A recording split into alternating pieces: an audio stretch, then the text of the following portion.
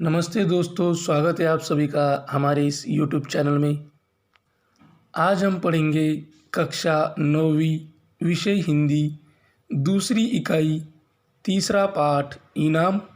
इस पाठ का स्वाध्याय श्रवणीय। बिजली बचत की आवश्यकता पर चर्चा कीजिए। बिजली से चलने वाले साधन कौन कौन से हैं? और बिजली से चलने वाले साधन है एसी, फ्रिज, टीवी, पंखा, मोबाइल फ़ोन। बिजली का उपयोग अन्य किन किन क्षेत्रों में होता है? बिजली का उपयोग घरों में होता है, खेलों में होता है और फैक्ट्रियों में भी होता है। बिजली बचत की क्या आवश्यकता है? अब जीवन के लगभग हर क्षेत्र में बिजली की आवश्यकता है। हमें सभी सुविधाओं और सेवाओं से भरपूर आरामदायक जीवन जीने के लिए इसकी आवश्यकता है। बिजली के बिना दुनिया सुप्त हो जाएगी। उदाहरण के लिए हमारी सभी स्वास्थ्य और शिक्षा सुविधाएं बिजली से संचालित है। यदि बिजली नहीं है तो सर्जन अपनी सर्जरी नहीं कर पाएगा। इसके अलावा छात्र व्यवहारिक ज्ञान भी हासिल नहीं कर पाएंगे। इसी तरह गैरेज में मोटर मैकेनिक और कारखाने में इंजीनियर बिजली पर निर्भर है। इसके अलावा रेलवे स्टेशन और एयरपोर्ट पर यात्री बिजली की वजह से ही सुरक्षित यात्रा कर सकते हैं। इसके अतिरिक्त परिवहन के विभिन्न साधन बिजली पर ही निर्भर है। जैसे ट्राम और मेट्रो प्रतिदिन हजारों लोगों को ले जाती है। यह सब बिजली के कारण ही संभव हुआ है। बिजली हमारे आधुनिक जीवन को बढ़ावा देती है और उसे सभ्य बनाने में मदद करती है। आप बिजली बचाने के लिए कौन कौन से उपाय बताएंगे? सबसे पहले हम सभी को यह समझना चाहिए कि एक छोटा सा कदम भी बिजली बचाने में बहुत मददगार साबित होगा। उदाहरण के लिए यदि प्रत्येक घर में प्रत्येक व्यक्ति उपयोग में न होने पर पंखा चालू कर दे तो हजारों वाट बिजली बचाई जा सकती है। इसी प्रकार यदि हम अपने air conditioner, heater, oven, refrigerator आदि का सही ढंग से उपयोग करें तो हम सफलतापूर्वक बड़ी मात्रा में बिजली बचा सकते हैं। इसके अलावा प्राकृतिक रोशनी का अधिक उपयोग करने का प्रयास करें। सुबह और दोपहर के समय अनावश्यक रूप से रोशनी न रखें। प्राकृतिक रोशनी का ही उपयोग करें क्योंकि यह पर्याप्त है। हमें अपने सभी पुराने उपकरणों को बदलना होगा क्योंकि वे बहुत अधिक बिजली की खपत करते हैं। दूसरे शब्दों में हमें अपने घरों को ऊर्जा कुशल बनाने का प्रयास करना चाहिए। मौलिक सृजन। प्राकृतिक संसाधन मानव के लिए वरदान, इस विषय पर स्वमत लिखिए। प्राकृतिक संसाधन जैसे कि पानी, वृक्ष, कोयला, पेट्रोल, पत्थर, खनिज आदि होते हैं। हमारा जीवन प्राकृतिक संसाधनों के चारों ओर ही घूमता है। बिना प्राकृतिक संसाधनों के हमारा काम नहीं चलता। हमें बिजली, पानी, भोजन, अपनी हर आवश्यकता के लिए प्राकृतिक संसाधन पर निर्भर होना पड़ता है। बिना पानी के हम जी नहीं सकते, बिना अन्न के हम जी नहीं सकते, बिना कोयले के बिजली नहीं मिलेगी। आज हम टीवी, इंटरनेट, फ्रिज आदि चीज़ें इस्तेमाल करते हैं, वह बिना प्राकृतिक संसाधनों के बनाना संभव नहीं है। इस प्रकार प्राकृतिक संसाधन मानव के लिए वरदान है। आसपास आपके गांव शहर को जहाँ से बिजली आपूर्ति होती है उस केंद्र के बारे में जानकारी प्राप्त करके टिप्पणी तैयार कीजिए। बिजली आपूर्ति केंद्र यह बिजली उत्पादन, पारेषण और बिजली के वितरण का एक घटक है। इसका मुख्य काम बिजली की होल्ड कम ज़्यादा करना होता है। बिजली तैयार होने के बाद ग्राहक तक पहुंचने तक वह अलग अलग लेवल से आपूर्ति केंद्र द्वारा पहुंचाई जाती है।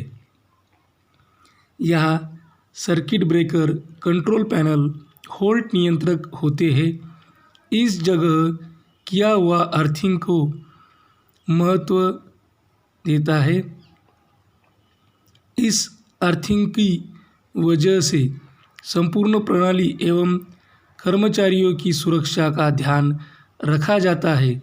यहाँ की कंट्रोल पैनल में अलग अलग प्रकार के विद्युत रिले बिठाए जाते हैं। अगर प्रणाली में कोई गड़बड़ हो तो वह कार्यान्वित होकर बिजली आपूर्ति बंद करते हैं।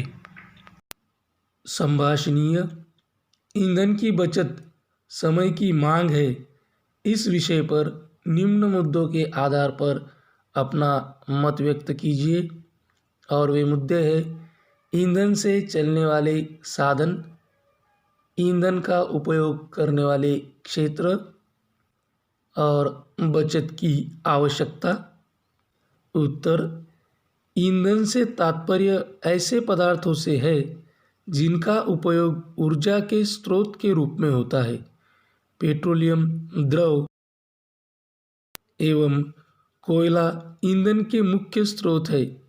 पेट्रोलियम ईंधन अनेक प्रकार के होते हैं, जैसे पेट्रोल, डीजल, केरोसिन, प्राकृतिक गैस, एलपीजी आदि। ईंधन का उपयोग वाहनों, मशीनों, कारखानों आदि में किया जाता है। पेट्रोलियम ईंधन का उपयोग मुख्य रूप से परिवहन के साधनों में और कोयले का उपयोग बिजली बनाने वाले संयंत्रों में होता है। आज मानव जीवन से संबंधित कोई भी ऐसा क्षेत्र नहीं है जहाँ ईंधन का उपयोग न होता हो। खाना बनाना हो या कृषि कार्य, सिंचाई हो या परिवहन हो या खानों की खुदाई, किसी भी क्षेत्र में ईंधन के बिना कार्य करना संभव नहीं है। लाखों वर्ष तक मृत वनस्पति तथा जीवों के चट्टानों के नीचे दबे रहने से खनिज तेल का निर्माण हुआ। इसकी सीमित मात्रा ही उपलब्ध है। पिछले कुछ दशकों से पेट्रोलियम ईंधन का अंधाधुंध उपयोग किया जा रहा है। समय की मांग है कि हमें ईंधन का संरक्षण करना चाहिए, तभी आने वाली पीढ़ी को यह उपलब्ध हो सकेगा। लेखनीय समुद्री लहरों से विद्युत निर्मित के बारे में टिप्पणी तैयार कीजिए। संदर्भ यूट्यूब से लीजिए। समुद्र के ज्वार भाटे में अपरिमित शक्ति विद्यमान है। फ्रांस एवं ब्रिटेन में इस शक्ति का भी विद्युत उत्पादन के लिए उपयोग किया गया है। समुद्री ज्वार के समय नदी के मुहाने की ओर बढ़ते हुए पानी को एक और खुलने वाले बांध द्वारा घिरे जलाशय में भर लिया जाता है। ज्वार के समय जलाशय में पानी भर जाने के बाद भाटे के समय वह समुद्र में वापस नहीं जाने दिया जाता। फिर तो इस जलाशय के पानी का कम ऊंचे शीर्ष वाले बिजली घर की भांति ही जल विद्युत जनन के लिए उपयोग किया जा सकता है। वैसे भारत में भी कई नए नए छात्र ऐसी तकनीक ला रहे हैं जो भविष्य में चलकर हमारे लिए फ़ायदेमंद साबित हो सकती है। इसी प्रकार डीपीएस इलाहाबाद में 9वीं कक्षा के छात्र सुधांशु तिवारी ने ऐसी तकनीक तैयार की है जिससे कि समुद्र की लहरों से बिजली का उत्पादन किया जा सकता है। इस तकनीक से समुद्र से विद्युत उत्पादन के लिए मशीन को एक स्टेबल फ्लोटिंग बेस पर रखा जाएगा और जब समुद्र की लहरें मशीन में लगे प्लैंक से टकराएंगी तो प्लैंक मशीन में घूर्णन गति पैदा करेगा। पठनीय दैनंदिन जीवन में उपयोग में लाए जाने वाले विविध उपकरणों के आविष्कारकों और उनके कार्यों की जानकारी प्राप्त करके पढ़िए। दैनंदिन जीवन में हम बहुत सारे उपकरण अपने उपयोग में लाते हैं। वे हमारे जीवन का अविभाज्य घटक बन चुकी है। इन उपकरणों को हम बड़ी सहजता से इस्तेमाल करते हैं, पर क्या कभी हमने यह जानने की कोशिश की है कि यह जो उपकरण आज हम सरलता से इसका उपयोग कर रहे हैं, इसके आविष्कारक कौन है? तो आइए जानते हैं। पहला उपकरण जो हम दैनंदिन जीवन में उपयोग में बार बार लाते हैं वो होता है फ्रिज। फ्रिज के आविष्कारक है ओलिवर इवांस। अब आप लोगों को तो पता ही होगा कि फ्रिज में हम क्या क्या रखते हैं और फ्रिज क्या क्या कार्य करता है। तो फ्रिज का सबसे ज़्यादा उपयोग हम गर्मी के मौसम में पानी ठंडा करने के लिए, ठंडा पानी पीने के लिए हम उसमें पानी रखते हैं।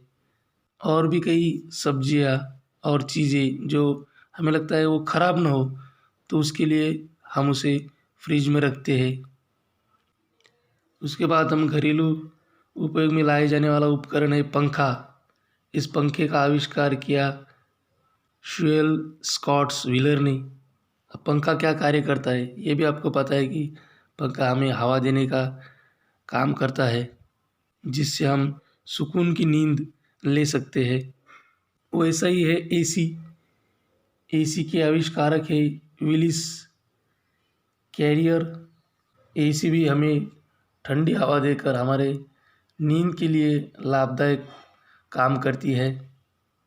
कंप्यूटर के आविष्कारक है चार्ल्स बेबेज। कंप्यूटर आज कई क्षेत्रों में उसका उपयोग किया जा रहा है। कंपनियों में, घरेलू उपयोग में, शिक्षा के तौर पर, ऐसे बहुत सारे उपयोग हैं जिसके लिए कंप्यूटर का इस्तेमाल किया जाता है। मोबाइल फ़ोन के आविष्कारक है मार्टिन कूपर। आज मोबाइल फ़ोन सबके लिए आवश्यकता बन गया है। किसी को फ़ोन लगाना, फ़ोन रिसीव करना या बहुत सारे सामाजिक ग्रुप बनाना, फेसबुक, यूट्यूब, व्हाट्सएप के माध्यम से संप्रेषण करना आदि काम मोबाइल के द्वारा किए जा सकते हैं। उसके बाद है इस्त्री। इस्त्री के आविष्कारक है हेनरी डब्ल्यू सिली। कपड़े इस्त्री करके किसी भी फंक्शन में जाना हमें अच्छा लगता है, तो इस कपड़ों को एक अच्छी तरह से करने का काम इस्त्री करती है। सोमत, अगर तुम्हें पर्वतारोहण का मौका मिले तो, और उसमें मुद्दे हैं स्थान का चयन, पूर्व तैयारी और सुरक्षा। मुझे पर्वत बचपन से ही आकर्षित करते हैं। मेरे दिल में पर्वतारोहण की हमेशा से इच्छा रही है, लेकिन आज दिन तक वह भाग्यशाली मौका मुझे नहीं मिल पाया है। अगर मुझे पर्वतारोहण का मौका मिलता है तो मैं अवश्य ही पर्वतारोहण करूँगा। पर्वतारोहण के लिए मैं किसी अच्छे स्थान का चयन करूँगा और मैं अपने मित्रों के साथ पूरी तैयारी के साथ जाऊँगा और रात को पर्वत पर ही टेंट लगाकर बिताऊँगा। पर्वतारोहण करने की बात ही मुझे रोमांचित कर देती है, लेकिन उतनी ही सुरक्षा भी ज़रूरी है। सुरक्षा के सारे साधन हम अपने पास रखेंगे। पर्वत पर चढ़ना मेरे लिए बहुत ही अनोखा अनुभव होगा और वह मुझे बहुत सारी सीख भी देगा कि मुश्किलों में भी कैसे पर्वत की तरह अटल रहना है विषय से आपके परिवार के किसी वेतनभोगी सदस्य की वार्षिक आय की जानकारी लेकर उनके द्वारा भरे जाने वाले आयकर की गणना कीजिए। हमारे चाचा जी वेतनभोगी सदस्य है, उनकी वार्षिक आय है 12 लाख रुपए और उन्होंने कुछ इस प्रकार इन्वेस्टमेंट की है, जैसे बीमा हफ्ता 90,000 रुपये, सार्वजनिक भविष्य निर्वाह निधि 15,000 रुपये, भविष्य निर्वाह निधि 25,000 रुपये, राष्ट्रीय बचत प्रमाणपत्र योजना 20,000 रुपये। अब इसमें देखिए, यानी कुल जो वार्षिक उत्पन्न है वह है 12 लाख रुपये। दूसरा 80C अनुसार जो कुल इन्वेस्टमेंट है वह है बीमा हफ्ता 90,000, भविष्य निर्वाह निधि 25,000, सार्वजनिक भविष्य निर्वाह निधि 15,000, राष्ट्रीय बचत प्रमाणपत्र योजना 20,000, यानी कुल 1,50,000 रुपये इन्वेस्टमेंट है। नियम 80C के अनुसार इनकम टैक्स के लिए ज़्यादा से ज़्यादा आप 1.5 लाख तक इन्वेस्टमेंट कर सकते हैं। तो अब उनका आयकर लगने वाला जो उत्पन्न है वह है सारणी क्रमांक 1 में जो अमाउंट है वह, और माइनस सारणी क्रमांक 2 की रकम, यानी अमाउंट 12 लाख माइनस 1,50,000 यानी 10,50,000 रुपये। अब इनको टैक्स कैसा रहेगा, तो इनका जो टैक्सेबल अमाउंट है उनका वह है 10,50,000, यानी 10 लाख से ज़्यादा है। सारणी क्रमांक 1 अनुसार इनकम टैक्स यानी 1,12,500 इनको बैठेगा, उसके ऊपर 30% यानी 10,50,000 minus 10 lakh is equal to 50,000। आयकर 1,12,500 अधिक 50,000 इंटू 30/100 यानी 1,12,500 अधिक 15,000 बराबर 1,27,500। इसके अलावा 2% शिक्षण उपकर और 1% माध्यमिक व उच्च शिक्षण उपकर, यह भी इसमें सम्मिलित करना पड़ेगा। तो शिक्षण उपकर 1,27,500 पर 2% से होता है 2,550 रुपये, और माध्यमिक व उच्च शिक्षण उपकर 1,27,500 पर 1% से होता है 1,275 रुपये, यानी कुल आयकर हुआ 1,27,500 अधिक 2,550 अधिक 1,275 यानी 1,31,325 रुपये। यानी हमारे चाचा जी को जो टैक्स पे करना पड़ेगा वह है 1,31,325 रुपये। पाठ के आंगन में पहला सूचना के अनुसार कृतियाँ कीजिए। क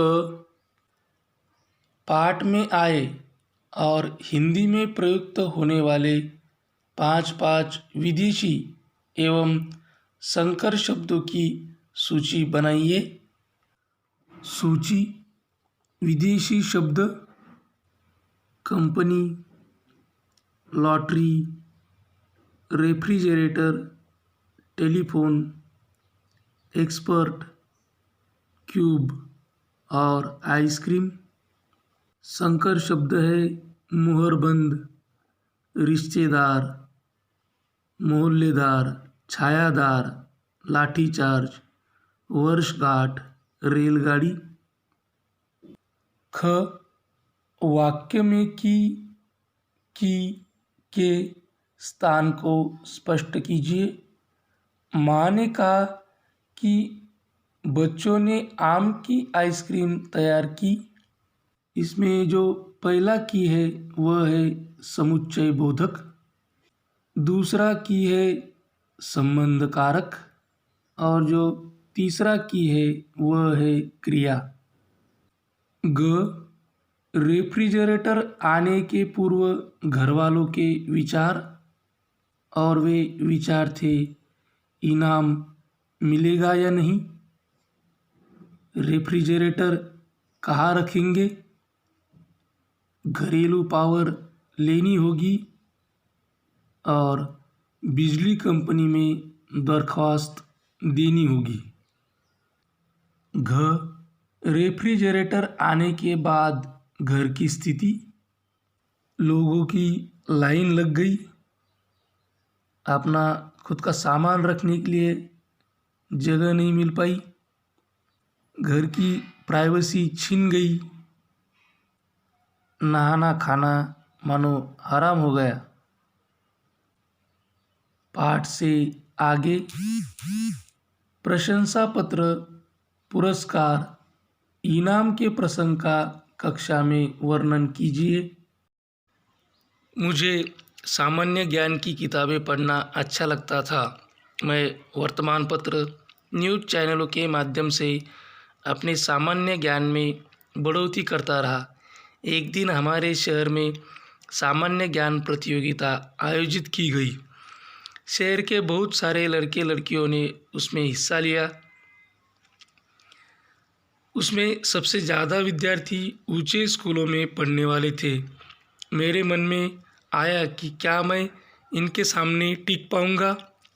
ना ही मेरे पास उनके जैसे कपड़े थे, ना ही एटीट्यूड, पर मेरा मन कहता था कि अब हार नहीं मानना।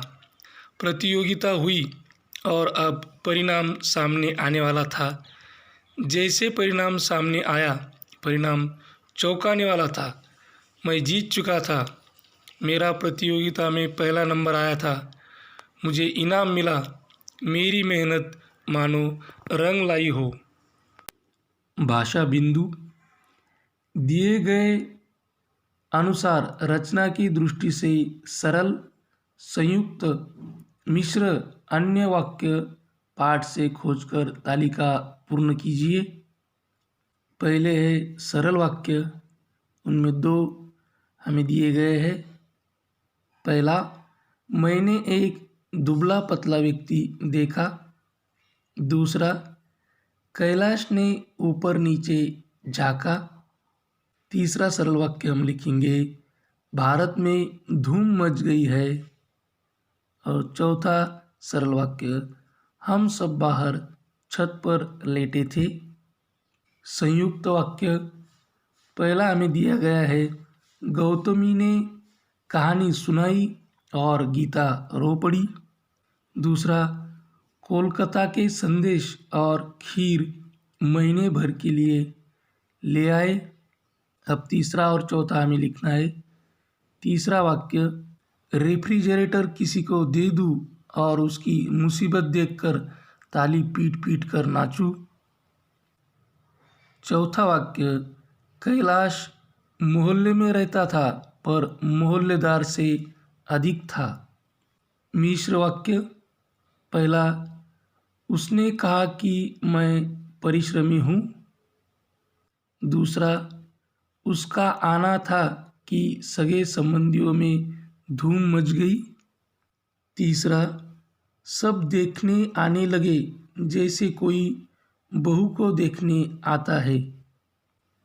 चौथा, भीड़ बढ़ती गई तो उसने हथियार टेक दिए। रचना बोध, प्रस्तुत पाठ में लेखक ने रेफ्रिजरेटर का आधार लेकर समाज की विभिन्न विसंगतियों पर हास्य के माध्यम से करारा व्यंग किया है। यह हमारा वीडियो पूरा हुआ। ऐसी ही हिंदी विषय और भी विषयों की वीडियो देखने के लिए इस चैनल को सब्सक्राइब करें। यदि आपको यह वीडियो पसंद आया हो तो लाइक करें, अपने मित्र सहेली में ज़्यादा से ज़्यादा शेयर करें और यह वीडियो आपको कैसा लगा यह कमेंट बॉक्स में बताना न भूलें। यह वीडियो अंत तक देखने के लिए धन्यवाद। Thank you. Thanks a lot.